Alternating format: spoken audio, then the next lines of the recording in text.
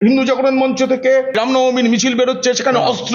আজকে কিন্তু আমার কথা, কোনো পদে ছিলাম বলে নেতা হয়নি দিলীপ ঘোষ। যখন ক্যানিং এ দাঙ্গা হয়েছে, একটা গ্রাম পুড়িয়ে দেওয়া হয়েছে নলিয়াখালী, আমি গেছি ওখানে। এখানে দেগঙ্গায় যখন দাঙ্গা হয়েছে, কাঁচকল থেকে বেলেঘাটা থেকে পুরো 3-4-5 কিলোমিটার জ্বালিয়ে দেওয়া হয়েছিল, দোকান পুড়িয়ে দেওয়া হয়েছিল। তখন আমি গেছি। তখন দিলীপ ঘোষকে কেউ চিনতো না, কিন্তু ওখানকার লোক তখন চিনেছে, এখনো মনে রাখে দিলীপ ঘোষ। তো ঠিক আছে, রাজনীতি আসার পর লোকে চিনেছে, সেই কাজ সেভাবেই করে যাচ্ছি। আমি বললাম তো, মালদা মুর্শিদাবাদে গন্ডগোল হয়েছে, যেদিন গন্ডগোল শুরু হয়েছে সেদিন আমি মালদায় ছিলাম, এবং মাঝখানে গিয়ে জঙ্গিপুরে রাত্রি থেকে লোকের সঙ্গে দেখা করে এসেছি। মমতা ব্যানার্জি আমাকে ডাকে কেন, আমার স্ত্রীকে কেন চিঠি দিয়েছে, বিশেষভাবে আমাকে আমন্ত্রণ করে কেন, জিজ্ঞেস করুন। উনি মুখে হাত দিয়ে বলেন দিলীপ ঘোষ কোনোদিন টিএমসি করবে না। কেন?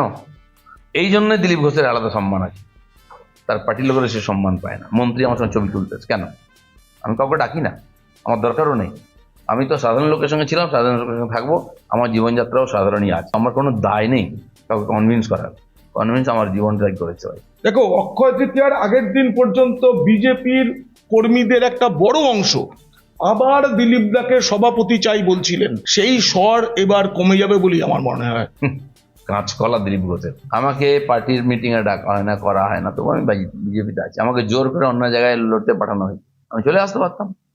খালি সঙ্গের লোকেরা পাঠিয়েছেন, তারা বলেছেন তোমাকে থাকতে হবে। আর যদি ডাল রুটি নিতাম না, আমি ডাল রুটিতে আটকে থাকতাম না। 2-4টা ফ্ল্যাট, বাড়ি, এই শেষ সময়ে এসে 8 বছরের কামানো টাকা এবং লোন নিয়ে আমি বাড়ি করেছি। কারণ কি, আমি জানি শেষ জীবনটা কি হবে ভগবান জানে। আমি তপন শিকদারকে দেখেছি।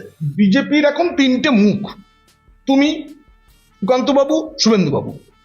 এই 3টে মুখের মধ্যে তৃণমূল চাইছে এই কামানগুলো মুখোমুখি হয়ে যাক। সেটাও কিন্তু কিছুটা সফল হয়েছে। বারবার তুমি সেদিন দীঘায় দাঁড়িয়ে যে সকালবেলা আক্রমণ করেছো, অনেকের গায়ে লাগার মতো কথা বলেছো। তো এইগুলো কি এখন মীমাংসা করে অনেকে ঠিক কেন করা আমাকে না? আক্রমণ করলো, তাদেরকে অধিকার দিয়েছে। আমাদের সভাপতি নাই, যিনি পার্টির নীতি নিয়ন্তা, দিল্লির নেতারা নাই, সব জানতা গামছাওয়ালা হয়ে গিয়ে দিলীপ ঘোষের বিরুদ্ধে কামান দিচ্ছে কারা?